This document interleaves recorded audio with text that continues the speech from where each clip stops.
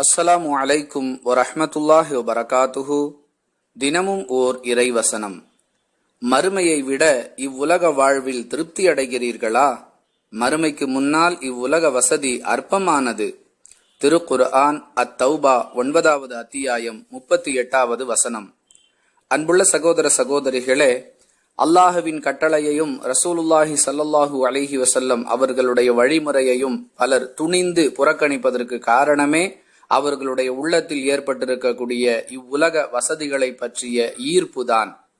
மறுமையை மறந்தவர்களாக, உலகத்திற்காகவே தங்களை தியாகம் செய்யக்கூடியவர்களாக பலர் மாறி வருவதற்கான அடிப்படை காரணமும் இதுதான்.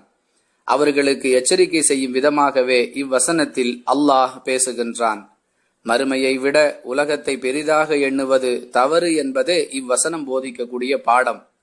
இஸ்லாம் உலகமே வேண்டாம் என்று சொல்லவில்லை, மறுமையோடு ஒப்பிடும் பொழுது உலகம் அற்பமானது என்பதை வேறுபடுத்தி காட்டுகிறது. புரிந்து நடந்து கொள்வோம். வாஹிரு தவானா அனில் ஹம்துலில்லாஹி ரப்பில் ஆலமீன். அஸ்ஸலாமு அலைக்கும் வரஹ்மத்துல்லாஹி வபரகாத்துஹு.